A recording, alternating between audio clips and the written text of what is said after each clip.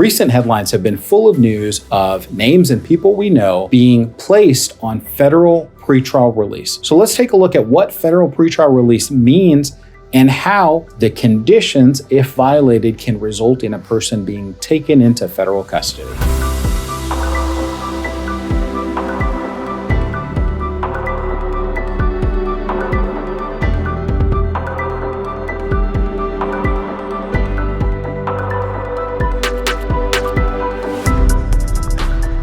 When a federal criminal case is filed, a judge will take up the issue of pretrial detention. That's the term that they use that most people would refer to as having some sort of a bond hearing or a judge deciding if a person's going to be released on bail. Let's use two examples from recent headlines. We have the two federal indictments against Donald Trump, so two federal judges who are issuing conditions of pretrial release for the president. And we also have Sam Bankman-Fried, who became famous for his involvement or infamous for his involvement in the FTX exchange, which is a cryptocurrency exchange that went out of business, to put it mildly. When a federal judge takes up the issue of pretrial release, the judge is going to look at a number of things. First of all, is the person in front of them a flight risk? Well, for Donald Trump, that's an easy question to answer because Secret Service knows where he is at all times. For a person like Sam Bankman-Fried, the issue may be more complicated. Not only is he a person that has access or had access to large amounts of money, who is well-traveled, there is a risk that if released, he may never come back to the United States or a country where the United States agents would be able to extradite him or bring him back. So the judge is evaluating that risk of non-appearance. The judge is looking at a person's criminal history. The judge is looking at whether or not there is a set of conditions the court can set that will assure this person will not commit more offenses, that they will not be a danger to themselves or others, that they won't engage in behavior that the court is prohibiting them from. So for example, even if you're in a state that allows a person to use marijuana, for example, a federal judge could say, while you're on pretrial release in my court, you've got to provide clean UAs, urine analysis, and prove to me that you're not taking any substance. And I don't care whether it's legal at the state level or not. So the judge is looking at all those things to determine if a person can be released. So two federal judges looked at Donald Trump and said, we believe there's a set of conditions that you can abide by. One of the judges went out of her way to say, hey,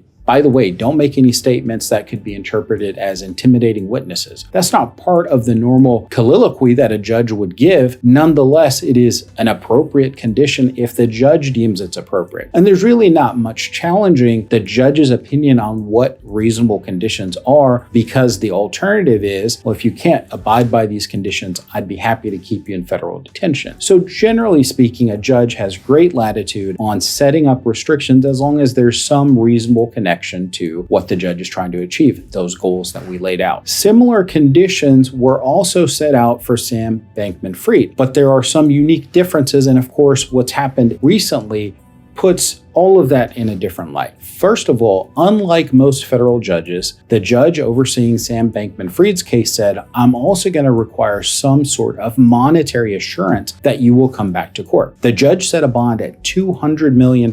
Now, it's unusual in most federal jurisdictions to even set a monetary bond of any sort, but it is within the judge's discretion. You see that very commonly at state level cases and quite infrequently at federal cases. So if you're wondering why Donald Trump didn't have those financial assurances requirement, it's because that's generally not required at the federal level. But this judge overseeing Sam Bankman-Fried felt it appropriate to also set a financial commitment. And that is probably not unusual for that particular jurisdiction. It's just unusual if we look at the nationwide spectrum of federal cases. Now, Sam Bankman-Fried was also given a set of conditions that he was required to live by. Ultimately, his parents promised the value of their house, which is a house worth about $4 million, to secure his release. So ultimately, the judge didn't require anyone to put up $200 million.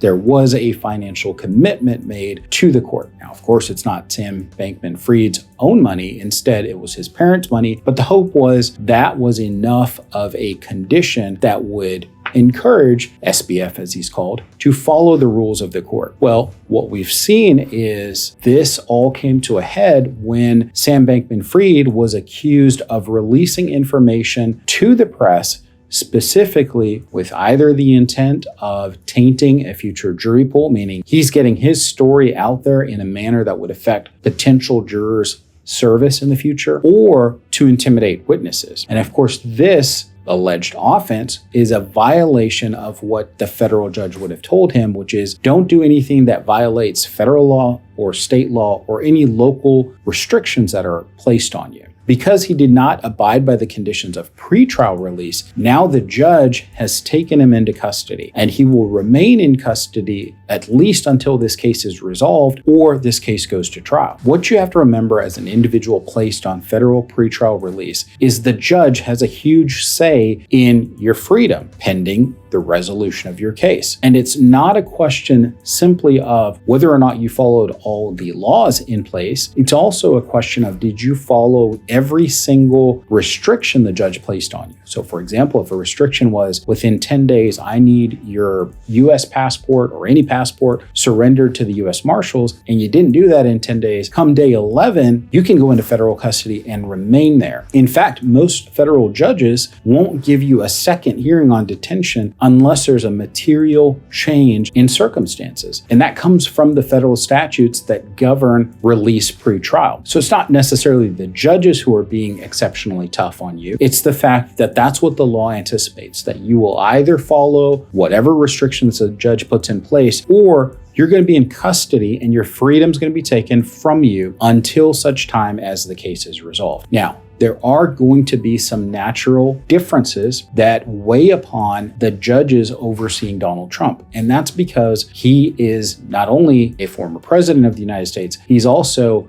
a candidate to become president. Whether or not federal judges will overtly say this, one of the things weighing on their mind is not disrupting the public's ability to engage in the election process. In other words, it's not Donald Trump the judge is looking out for necessarily. It's that we as a country believe in our election process, and a federal judge doesn't want to be the one person that disrupts the election process. Now, that is not a concern or a pull of the heartstring that is limitless. Of course, if Donald Trump does something that directly or overtly violates a condition, the judge is going to take him into custody, despite him being a candidate for president. It has to be said that when you are in that particular position, there is a different level of scrutiny, more eyes are watching you, and there is perhaps a little more leniency. That's why you see the judge give warnings even on the front end, as opposed to going immediately to revoking a pretrial status.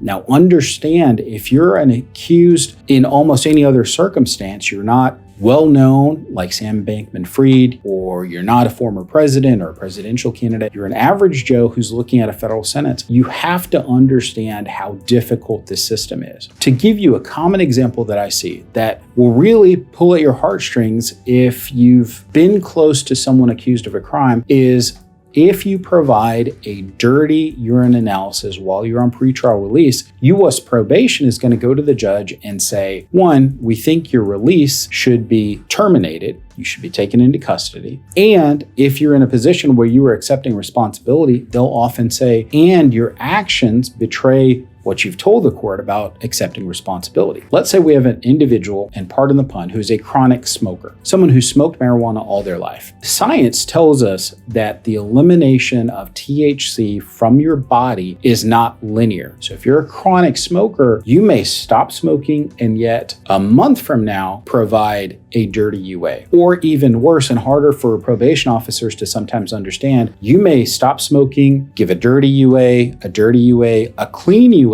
and then a dirty UA. And someone who doesn't understand the science behind this might think you stopped smoking and then you started smoking again. Whereas the science tells us, hey, because elimination is not linear, and because of how THC is processed and eliminated from the body, you could have that delayed and non-linear elimination from the body, which is the explanation for that final dirty UA. But what happens to that, in my example, innocent person? Well, probation's going to say, revoke their status, take them into custody, and take away their points for acceptance of responsibility. And you will see there are some judges who will be convinced by that argument, especially if there's not a defense attorney showing the court, hey, here's the science behind this. My client swears up and down or has provided proof that they haven't been smoking, been around anyone smoking, etc.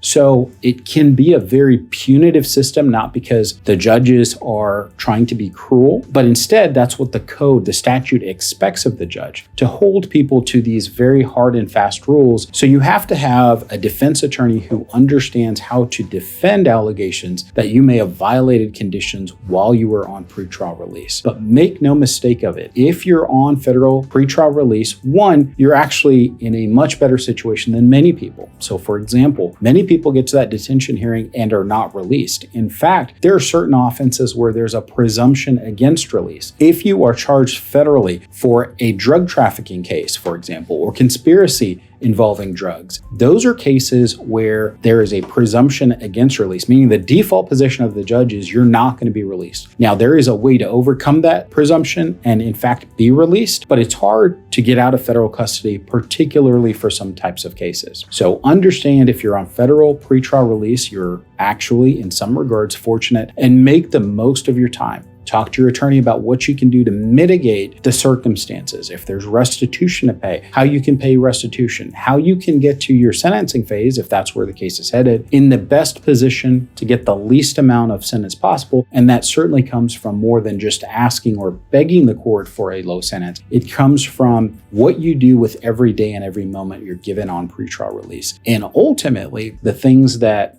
Sam Bankman-Fried is doing is not going to hurt him just in terms of the short-term freedom he's lost, but if he's found guilty or pleads guilty to something, it is ultimately going to affect his sentence as well. If you've been charged with a federal criminal offense in North Texas, give us a call. We regularly cover cases in the Northern District and Eastern District of Texas. We generate content based on questions that we receive and comments that people leave us. So if there's a particular area of the law that you'd like us to cover in a future video, let us know by dropping a comment below. You can also find more information about us at versestexas.com.